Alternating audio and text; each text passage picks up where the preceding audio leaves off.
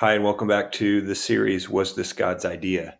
We're looking at the creation account of Genesis and talking about the different points and counterpoints that are made from four different views of the creation account in Genesis. Last week, we looked at young earth creationism, and this week, we will look at old earth creationism. Now, it is called old earth creationism, obviously, to distinguish it from young earth creationism. But as we go along, you will see that another name for it is progressive creationism.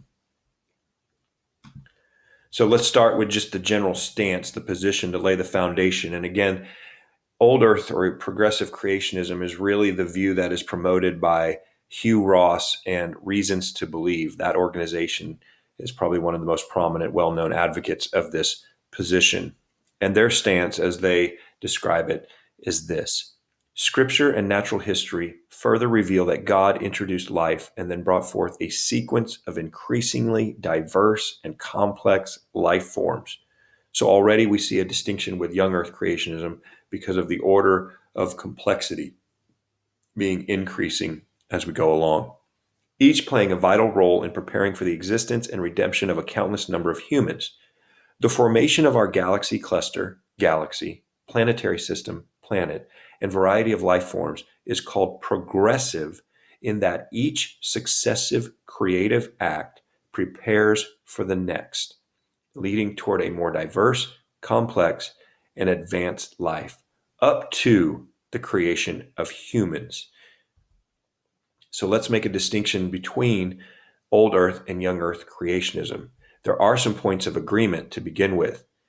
So, for example, they both reject the concept of universal common descent as described in the evolutionary framework. They do, however, believe that all humans did descend from two historical figures, Adam and Eve. They would also agree with young earth creationists in saying that just because different organisms or species share characteristics does not mean they are the same or similar. So sometimes we look at DNA or certain body structures and say, well, it clearly resembles one species to another. Just because there's similarities, they would say that that does not mean they are the same. So they would say that there are similarities to whatever these creatures called the nephesh are in the Bible, Neanderthals, um, and that they're still not the same as those other beings because all humans are made in the image of God.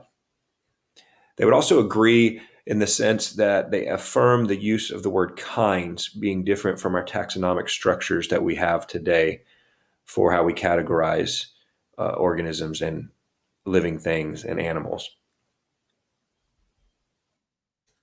Then they differ in some really critical key ways. First of all, the age of the earth is probably the most the biggest way that they differ. And obviously, we represent that in the names of the two positions with young earth and old earth creationism. And the events that are prior to Adam and Eve, because of the age of the earth, they say there's a lot that happened before Adam and Eve, namely that there was death. Animal death did occur before sin. And not only would they say did it occur, but animal and plant death were necessary and beneficial because of the biodeposits that was caused by that. The other major point of disagreement is the scope of the flood. As we know with young earth creationism, the flood was a global, planetary, violent, catastrophic event. And with old earth or progressive creationists, they do not see it that way. They understand it as local, and they would say that the original audience thought it was the whole world because of their limited understanding of the whole world at that time. What progressive creationists would label themselves as is constructive integrationists, because they are saying as they build this theory, build this framework, they are able to integrate or harmonize the biblical story of creation with natural science and bring those two worlds together.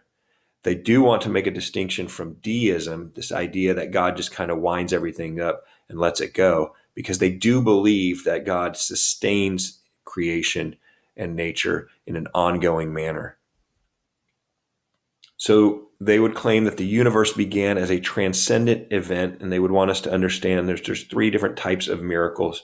Transcendent miracles are those that actually do transcend the laws of physics and space-time dimensions, while there are also transformational miracles that occur within the laws of physics and space-time dimensions. And then they also really emphasize, again, this sustaining work of God, continuing his action throughout space-time history as we know it. And we'll touch on a couple of those just right conditions or the fine-tuning that they see to help life develop. They do, the second law of thermodynamics comes up quite a bit in some of these debates about creation and this idea of entropy, of things breaking down. And so they would contend that it absolutely was fully operational prior to Adam's sin. So, because when there's evidence of that with starlight, metabolism, human work, all of that require entropy. So it is okay that the second law of thermodynamics was in effect early on. So the old Earth creationist view is a big tent camp because they welcome lots of different views about the creation days. So some might see the creation days as just revelatory days, some 24-hour days separated by long eras in between. Some would argue the creation days are just a literary framework to help us structure the story of Genesis. The gap theory is a popular one, that Genesis 1:1 and Genesis 1:3, in between that, there's this huge gap of time, and then we do actually have regular 24-hour days begin. Time relative creation days and the day age theory, where each day is a long period of time. So day one could really be a long era of time, and day two and day three don't mean literal days. This is the one that's bolded here because this is the one that we're going to focus on in this idea. But they would say that anybody with any of these views or any combination of these views is welcome into their camp and falls under the umbrella of old earth or progressive creationism. Hugh Ross and Reasons to Believe in particular really highlight the day age theory. So each day is one long age of time. So that's what we will look at. Young earth creationists made an argument about the word yom, for Hebrew word for day. So the difference here is they would argue that it actually can mean different things, and it's used in three different senses in just Genesis 1 and 2 alone. And an example of that is Genesis 2:4, where it talks about the heavens and earth in the day they were created, which is even translated as when they were created in some translations, to show that it's not talking about a specific 24-hour period, but the whole creation week or the whole creation era. It'd be like us saying back in the day. And they would contend that the Bible uses figurative language all the time to convey God's truth, so there's really no problem with that argument. Then they would take some other arguments, not just looking at the scriptural writing itself. They would also say it takes longer than one normal day for Adam to name all of the animals. He just practically couldn't do all of that on day 6. And when it gets to day 7, they would contend that there is no evening and morning qualifier for that. So as far as we know, the day of rest on day 7 could actually still even be going on. And other places in the Bible use words like ancient and long ago when looking back at the beginning. So that could make it seem like it's a very long time ago that it happened, which they say bolsters their argument. Now, changing gears just a little bit, looking at the fossil record,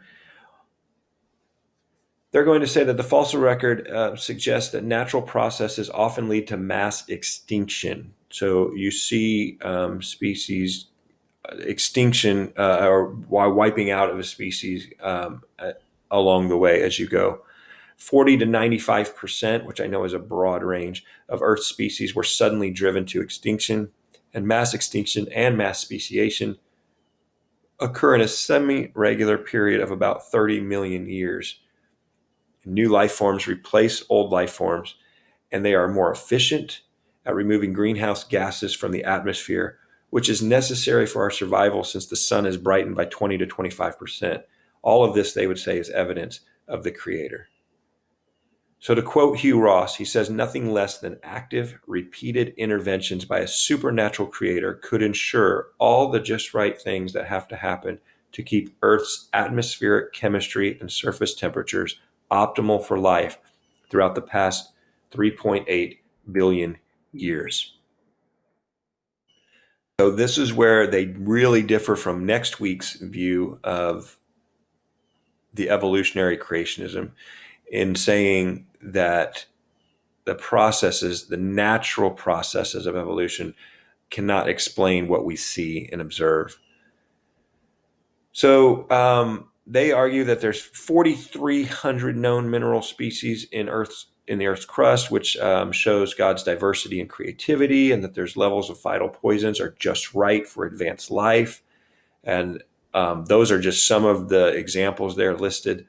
But there's a lot of them that they say have just the right level of vital poisons, and that is all due to the presence of sulfate-reducing bacteria that were present before human life, before advanced life, and that was all done as a way to prepare the way for life.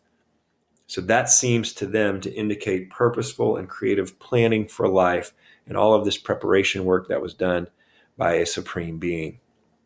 Currently, to quote Hugh Ross again, no naturalistic evolutionary explanation with available data has been offered for either the Avalon or Cambrian explosion.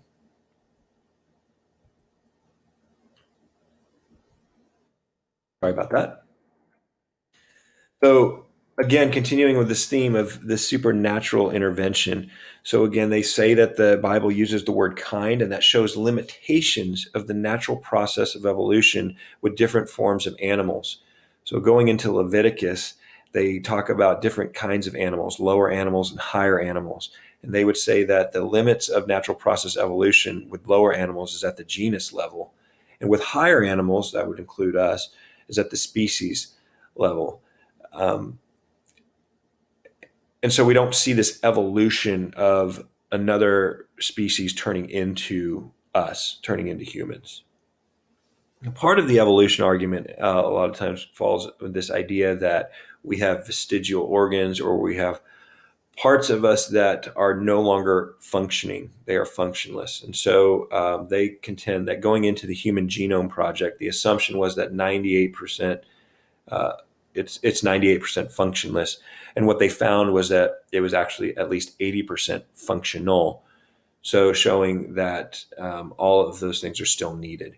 Only humans possess the capacity for symbolic recognition, complex language, art, music, spiritual and philosophical engagement. We are the only species that has an awareness of God or a higher power. And with all of that, they say we are set apart in that regard. So those are some of the claims and arguments and points of the old earth or progressive creationist view. For your reflection and discussion, what are the strengths and weaknesses of this position, and what questions are raised or answered for you by this position? Thanks again for listening. Have a great day.